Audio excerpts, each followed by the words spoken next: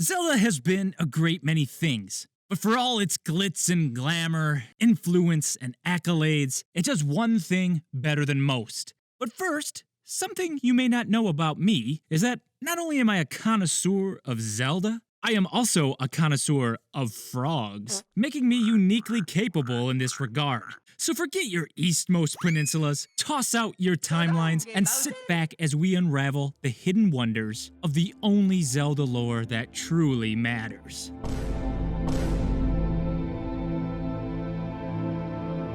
When the series started, the pond was rather dry. Neither Zelda 1 nor Zelda 2 had any frogs or frog-related lore. And because Frogger had been around since 1981, this was deemed unforgivable. I checked with my local priest and he assured me that this is in fact sacrilege. Learning nothing from this, the Oracle games, Four Swords Adventures, Minish Cap, Spirit Tracks, and A Link Between Worlds also offer no frog-related content, rendering them effectively unplayable. Let's just put these here. Once we get to A Link to the Past and enter the Dark World, we find Link as a fluffy pink bunny, and this dwarven swordsmith has, surely not against his own will, rejected smithing and embraced frog. Once returned to the Light World, he'll revert to his human form and help his brother temper the Master Sword.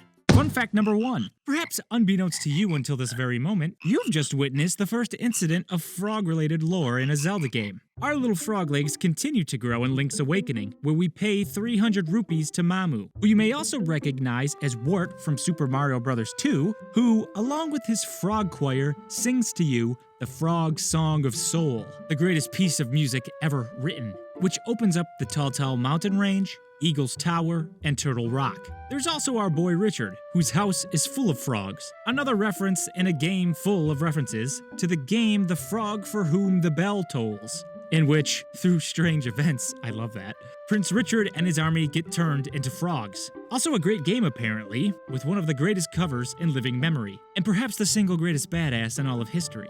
If you've had the privilege of playing it, let me know what you thought of it in the comments below. The step into 3D was like the first step out of water onto dry land. Ocarina of Time is often considered the greatest game of all time, but strikingly absent from that goat conversation is the frog conversation. Here in Zora River, we come upon the fabulous 5 froggish tenors, that's actually what they're called, who reward Link with rupees and heart pieces and a little bug-catching minigame, as well as growing freakishly big if you play the ocarina to them. Also, in the trading quest for the Big Goron sword, Link receives the eyeball frog from King Zora, which the lake scientist turns into eye drops. What is this game?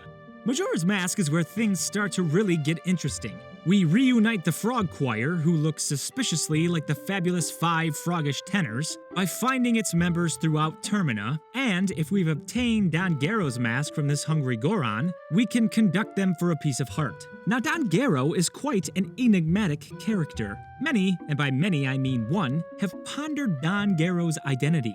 The only information Majora's Mask gives us is, it looks just like Don Gero, conductor of the frog choir. The aforementioned speculation video claims Don Gero to be none other than Mamu himself, probably because of the eyes, because all frogs look alike? But these weird frilly eyebrows and lack of ostentation make me similarly squint my eyes at this comparison. Also of note, Mamu is described as the lead singer, not the conductor.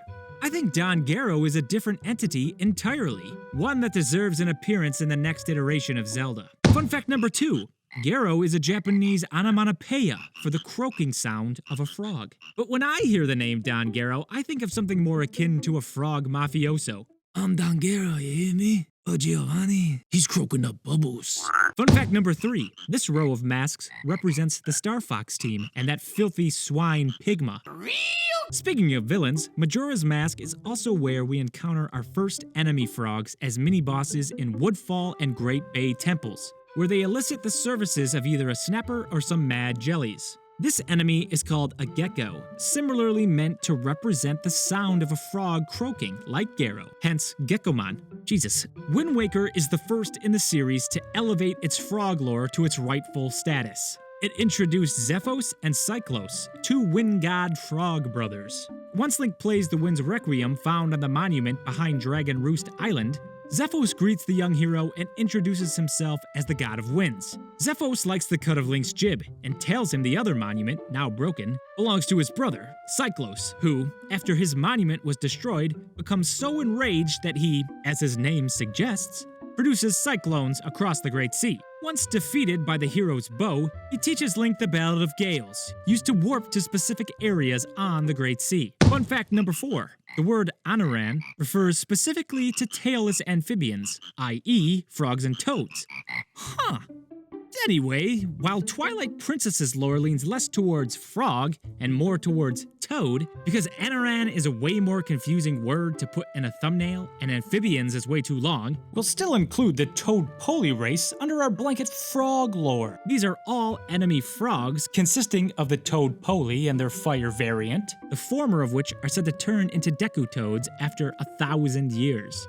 From the Deku toad sprout these little toados, which resemble tadpoles. Fun fact number 5. It is contended that the latter half of the word Tadpole is derived from the word pollywog, a word synonymous with tadpole, which comes from the 2 Old English words meaning wigglehead. Fun fact number 6, much like the Deku toad, there is a real-life species called the Suriname toad which carries and incubates her eggs on her back, where they emerge as fully formed froglets. While in wolf form, Link is also able to talk to a series of frogs, who mostly communicate wolf gameplay, another lacking anything else to do, only ribbits, and apparently there is one last one that directs Link to Telma's bar during Midna's lament, although I couldn't find it.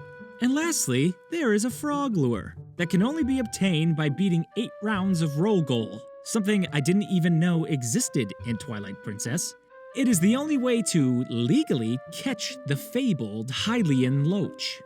Phantom Hourglass returns frog lore to the top-down games after almost 15 years. Here we meet Golden Chief Cylos, not to be confused with the previously mentioned Wind God Cyclos from Wind Waker. He resides on the Uncharted Island and, as the leader of the Golden Frogs, grants Link the Cyclone Slate, allowing him to use the many golden frogs scattered throughout the Great Sea as warp points.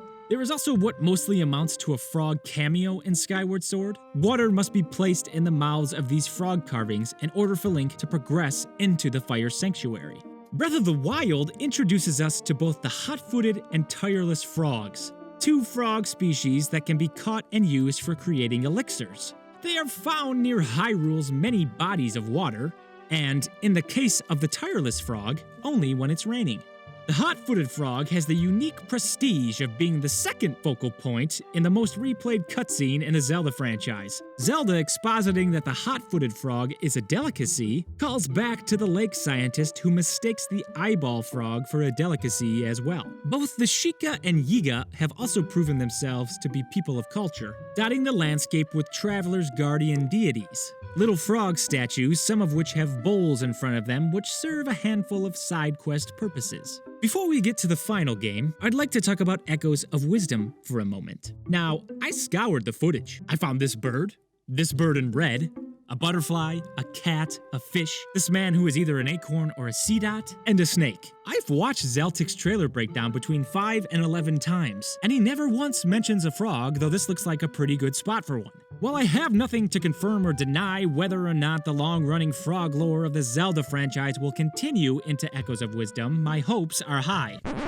Hey folks, Editor Bean here. It seems I got a little ahead of myself, and after this was recorded, Nintendo decided to drop another trailer to Echoes of Wisdom, and lo and behold, I must be onto something because, bang, frog ring, increases the height that Zelda can jump. Here's hoping there's even more frog-related content in Echoes of Wisdom. And now, for the piece de resistance. Tears of the Kingdom's Hyrule is the Zelda franchise's hotbed of frog biodiversity, thanks to the many new environments created by the upheaval. Fun fact number 7. Brazil is home to the largest number of amphibian species in the world. Hot-footed and tireless frogs still roam, but they are joined by the sticky frog, found in caves, along with the mystical bubble frog, who seems to be the cave version of a bloopy, and similarly related to the Lord of the Mountain. Killing a bubble frog nets Link a bubble gem, an item which can be exchanged with Colton for an assortment of goodies. The depths are host to enemy frogs, including the little frogs, and their hardier adult counterparts, simply frogs, who also come in obsidian and blue-white varieties. Could these be distant cousins of the Deku toad? Fun fact number 8. The world's largest frog species is the Goliath frog found in Western Africa. The depths are also home to these bizarre statues, which look like upright frog people which point to the Grand Central Mine. They may not in fact be frog people, but it could explain why there are so many frog-related creatures milling about the depths.